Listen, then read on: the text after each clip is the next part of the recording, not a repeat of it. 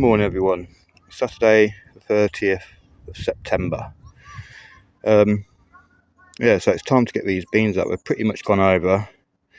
There's still quite a few on there really, but I'm not going to bother saving them for seed. Got the Pongos at home, so they're what I'm going to grow next year. I will be saving those seeds again though, the Pongos. They're awesome. Thank you, Bill and Val. So yeah, I'm just going to snip all these off, get the weeds out, and sort out a bit of that nasturtium, chop it back a little bit, and mulch it with compost. And in a couple of weeks' time, I'm just going to give it a couple of weeks so the roots have a little bit of chance to rot down before I put the garlic in. But yeah, I'm going to plant my garlic here in a couple of weeks. I'm just going to prepare the bed. I've sorted out the corn already over here. I've taken all that down apart from one little bit there what I missed. I'm going to harvest the sweet potato squash today. That plant's pretty much died down, and yeah, I'm just going to take them home to cure them. Well, actually no, you don't need to cure acorn squash, sorry. They don't last that long, so they'll be getting used, but I'm probably going to give some away to family and friends. I don't think I'm going to get through all of them, but yeah, just going to have a little look around the plot today and show you what I've got up to. And this butternut squash here, which I didn't do anything at all, is now I found one squash on it. So, and that's that one there. In fact, there might be another one just there, look. But yeah, I'm quite happy with that. So I keep finding butternut squashes every time I come up here, new ones. But I don't know if they're all going to make it to full maturity. But I've got quite a few. Got another one just down in there. Another one there. Got honey nuts here. This one's starting to change colour now. I'll show you my biggest butternut though. It's over here. I've got another one there, look. But this one, look at the size of that. That's a beauty. Almost as big as that jack-o'-lantern pumpkin. Oh, there's my hand. It's quite a handful. There's another one there. It's fairly decent size. And melon. I'm not sure if that's ready yet or not. I'll have to get down on my hands and knees and sniff it soon. But yeah, really happy with these butternuts. And yeah, anyway, let's crack on. I've got lots of fungi growing down here, which is awesome. Hopefully, that's probably saprophytic fungi breaking down the wood chips. But I'm hoping it's going to create a symbiotic relationship with the plants as well.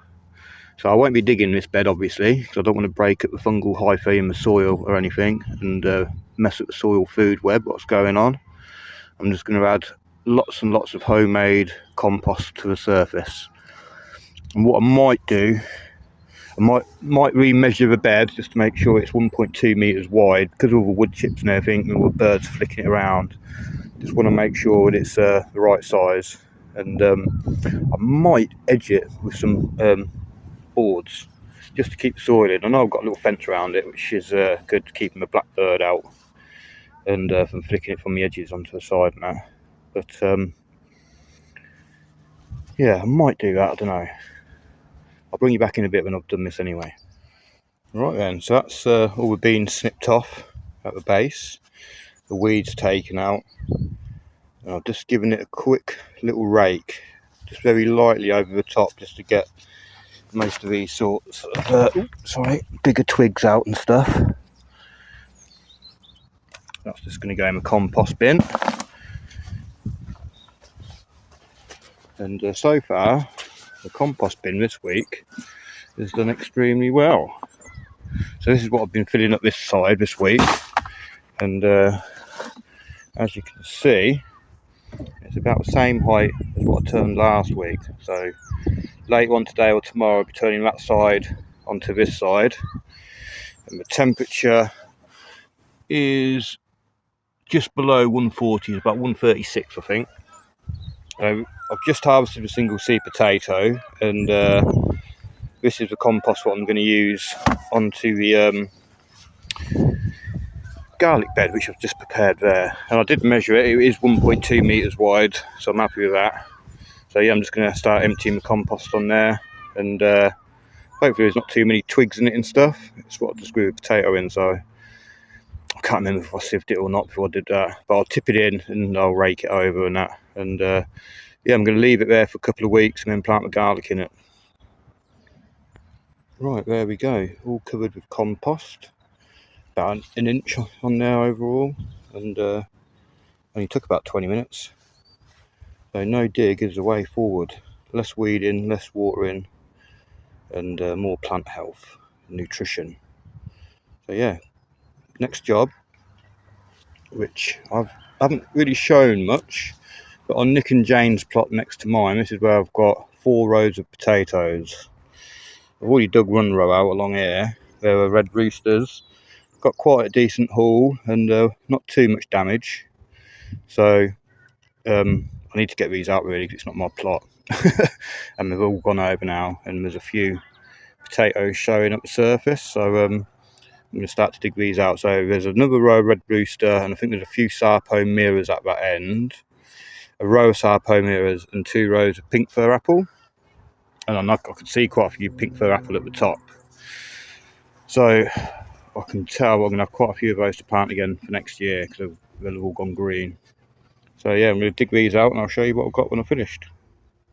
So that's the first row dug out today of the red roosters, and not got a bad haul really. Most of them in pretty good condition. I did stab a couple, chopped a couple in half with a fork accidentally, but they're reasonably decent size and not too damaged. There was a few with some holes in like that, but yeah, generally quite happy with that. Well, I'm going to go home now. It's just starting to rain. I'm going to grab some lunch. I'm going to come back up and dig out the rest, and hopefully turn the compost, harvest and squash down there. We'll see how we get on. See you in a bit. Right, so it's actually Sunday, the 1st of October now. So I did dig out the rest of the potatoes yesterday, and I've got a fairly decent haul. I'll pop a picture of it all just here for you to have a quick look at.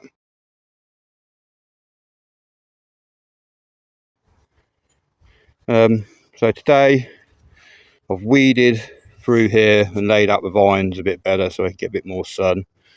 So there's a couple of butternuts come from that one over there. I haven't harvested these yet. I will do soon. They don't last as long apparently, so I'm going to keep them on there for quite a while. There's 10 of them apparently, Meadows is saying. So Meadows just finished playing netball. 9. I've decided to take the cover off the leeks because I did get attacked by allium leaf miner. And you can see a few holes there. Let's have a look, see if we can see any lower down. It's mainly in the stem where you've got to worry about them. But yeah, I'm quite happy with those leeks. Some of them are quite fat already, like that one's a nice fat one just there. You can't even see it. That one there with my fingers pointing.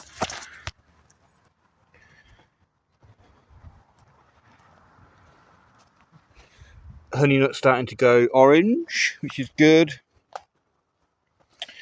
I've turned the compost. I turned it yesterday and it was bulging out the top, but it shrunk down quite a lot overnight, and I managed to get the rest, what was in the bottom, in there as well. So at the moment it's up to 126 degrees Fahrenheit already, and I better put it in straight again. So yeah, that's doing pretty well. I've just been and sieved through a bit more of this compost and popped that underneath the brassica bed at the end here, and decided to take the other net off. Not looking too bad. I think most of it in there looks like it's going to be broccoli, maybe a couple of cauliflowers and swede through the middle. But Something's definitely nibbling at them. But they're growing really well. I'm really happy with them. Ding! Right, what Do we're you going need to quickly do a thing, like where you go? What's it called? You film me. Wait, are you still filming? Yeah. Oh, sorry. Can you stop that? Hang on. Can you edit that bit out when you're editing it, and then I'm gonna, and then can you film me doing like, not now, but I'm gonna tell you what it is. I'm gonna go coming soon. Hi guys, so it's Monday 2nd of October now, and yeah, it's pissing down rain. It's quite a nice day yesterday, and to be fair, it's been quite a nice day all day. I've had to come down today to empty out some bags of materials for composting. If I don't, everything what's in the bag is going to escape and crawl all over the van. Like I found 2 or 3 snails hiding under my sun visor and that today. So once this is finished, I'll show you what I got, and I'm going to put it in the compost. Back in a minute. In fact, I'm just going to show you inside my. Can't really see, I don't think. Just full of crap. Surprised I can even just fit in there. There's a nice big spider in the window. You can see the silhouette of it there. So I won't do an LED and get my face caught in it.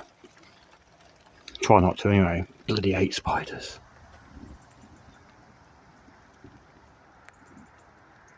Oh, I don't know if you could hear that thunder in the sun. Right, I'll show you what I got. Basically, this is just like a little bag of grass. It's just a thin layer of grass and a few pine needles and stuff in there, but it's mainly stinging nettles under there. Oh, it's thundering still. Ooh, doesn't look that bad. Sound that bad if I get struck by lightning. And yeah, I'm bending over so it'll go through my bum and through my legs into the ground and don't hit any vital organs. Good tip. If you're standing in a field, yeah, that's what you're supposed to do. Just bend over so that if you do get struck by lightning, it goes into your bum and out through your legs and doesn't hit any of your main body. It doesn't go through your head and go through all your organs and fries you to death. But anyway, yeah, so anyway, that's mainly grass, a few leaves. It's just started raining again, picking up again.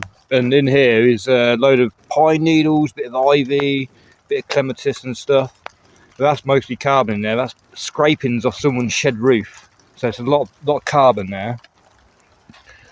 Basically, there's a bit of sievings in there. You can't really see it because the light's gone now. Oh, God, did you see that lightning?